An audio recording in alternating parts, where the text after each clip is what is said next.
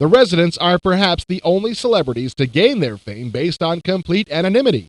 While the eyeball-headed performers have been recording bizarre music and sound sculptures for over 20 years, their most commercially successful effort was last year's CD-ROM Freak Show, distributed by Voyager.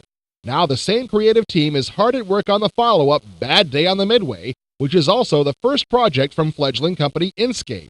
It will be on the shelves in time for Halloween. Freak Show let the player explore a traveling sideshow, watching the freaks strut their stuff and also getting to sneak backstage and read their private journals and such.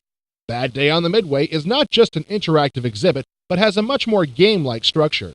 You can choose one of the Midway workers to experience the world through, and when that perspective is exhausted, you can soul jump to another character. While the residents describe this project as a cross between Twin Peaks and SimCity, creative director and Inkscape president Michael Nash prefers to refer to it as the Disneyland of the damned. There's an overarching murder mystery that you're trying to figure out. Every character sees it differently. Every character has their own set of traits, their own agenda, what their life is leading to. Then there are interpersonal goals that open up between characters that become the wins of the game, the kind of fantasy escapes from the midway, the ways to get out alive, basically, that emerge. While trying to accomplish these interpersonal goals, the player has to find ways to maneuver around the unavoidable elements in life, death and taxes, literally. Ways that you can be killed, ways that the midway can be shut down for back taxes, and you have to avert those developments in order to stay in play. So it's a very complex, interpersonally dominated story world that really realized on a higher level.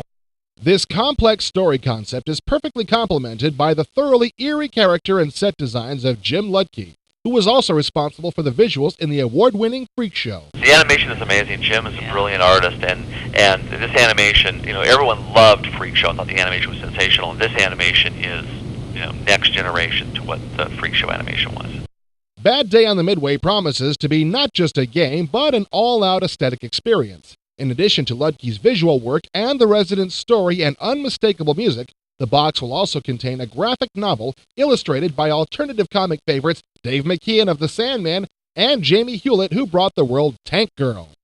While Bad Day on the Midway is a very unusual and important beginning for Inkscape, Nash has every intention of going even further into the realms of the bizarre with future projects. We really feel like the mid-90s is all about the alternative becoming mainstream. The success of underground, graphic novels, comics like, Spawn being like the huge comics, movies like Pulp Fiction breaking through and, doing $100 million at the box office, alternative music,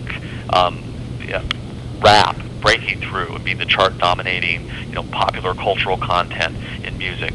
Myst being a huge breakthrough title. On so many different levels you see it. And I really think that from a business standpoint, the smart place to be is on the cutting edge.